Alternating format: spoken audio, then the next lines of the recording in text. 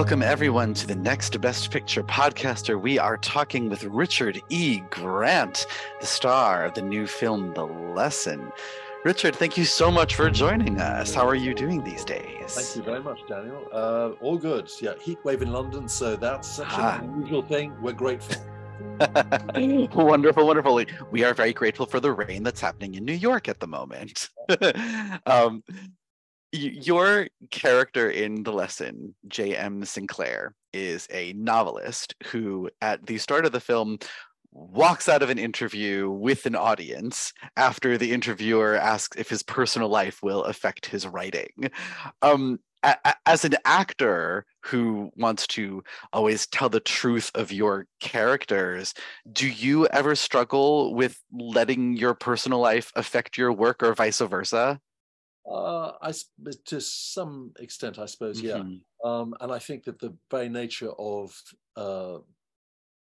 being a journalist is that it is your job to provoke a reaction. And how satisfying to get somebody to go stomping off, hauling the microphone off and saying, "This is outrageous." Terrible for the person who's suffering it, hilarious for everybody else watching. And it's a regular occurrence in the British media where people are nailed for this on TV live. So, yep.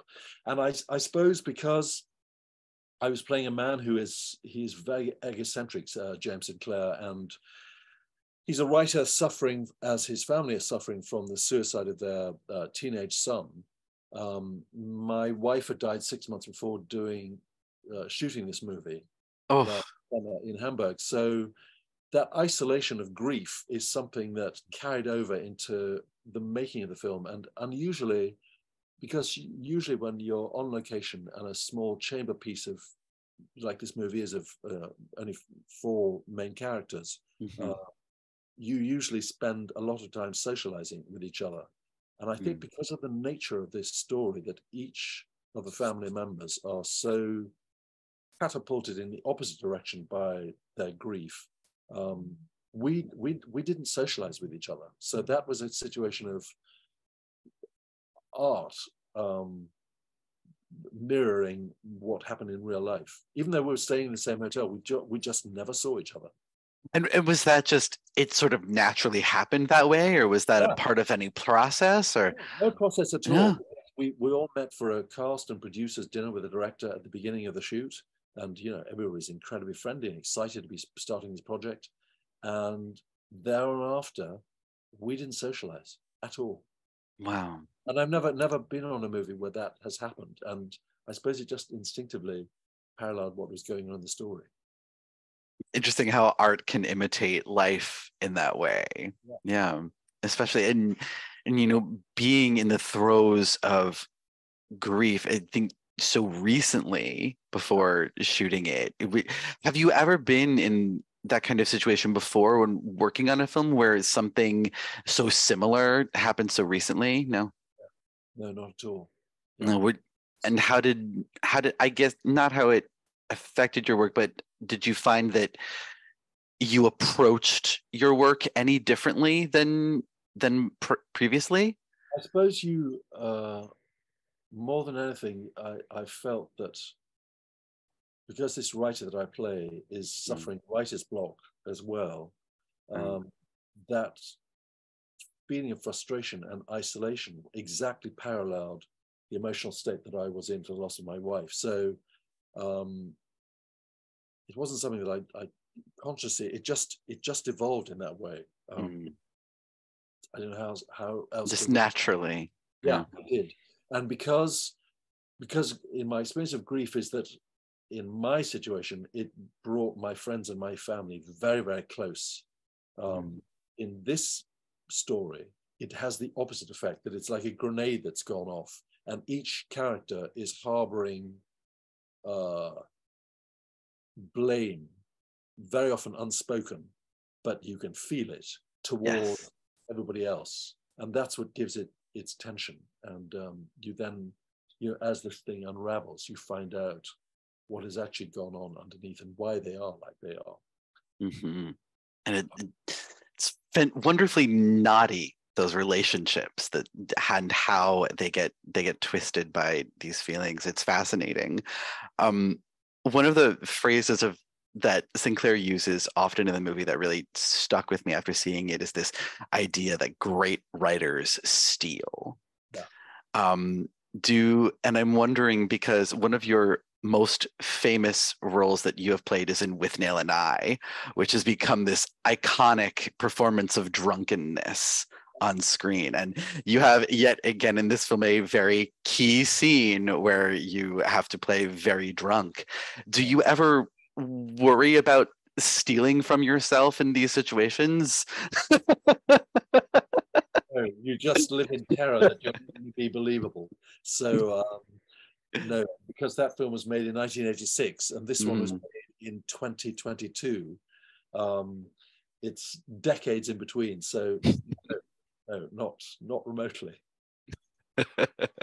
One guy, Sinclair's an incredibly successful novelist, Yes. made a fortune of money and owns an estate in the English countryside in Oxfordshire. The other guy was unemployable and couldn't get a Yes, very different ends of the spectrum there.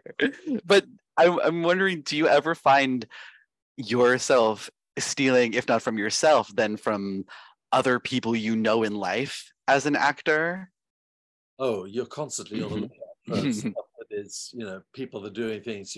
I'm recording you right now, so that when I play a journalist in outer space, I know exactly who to. I'll be channeling Mr. Bayer. I think it's just what you typically do as an actor, and if you're hyper curious and a nosy Parker like I am, then you just ask questions and you find out stuff. So that's the way that I've operated throughout my life and career. What's the worst that can happen? Somebody can go fuck off or slap you. Indeed. It's like a journalist.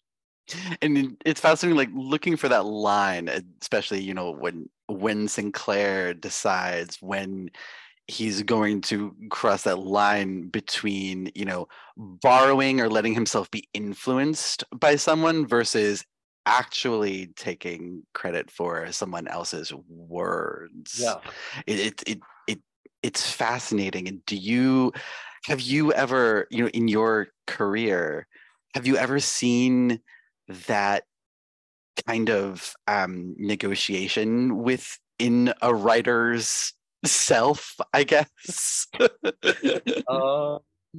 Gosh, no, because I think that the very nature of every writer that I know, they are so private and self-protective of what they do that I don't know that you ever find out what the process is of how they do it. But I do know that the common denominator is that writers don't generally seem to like to write. It's like, I'll do anything. I'll answer the email. I'll pet the cat. I'll feed the dog. Rather than write. But of course, once they start writing, they can't stop. But it's just getting down to it that it seems to be. I don't know. Is that your situation? If you write stuff that you think, oh God, I've got to do this. Often, yes, actually. There is that sort of like, oh dear, now I have to sit and write. Yeah. But in your head, the whole novel is, spooled out. And of course, you write page one, you go, this is just a load of horseshit. I can't go on. I'm going to go and have a frozen yogurt instead.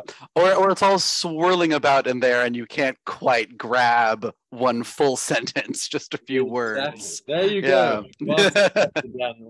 So you have to go to great novelists and go, what can I steal from Martin Amis or Daniel Defoe or Roger Ebert in the world of film criticism.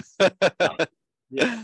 Pauline Kael. What did Pauline say in this situation? I'll channel Pauline. Right. WWPKD. Yes. Yeah. What would Pauline Kael do? That is a fascinating relationship between Sinclair in the film and Liam, this younger writer who he sort of takes on as an underling, so to speak. When you work with younger, newer actors in the field, like you have to in this film with Darryl McCormick and with the actor whose name I'm forgetting, who plays your son, yes, who plays Bertie. How do you find yourselves sort of learning as much from them as they learn from you, or how do you navigate that relationship with new? I don't think they learn anything from me, because Oh. I think the level of talent and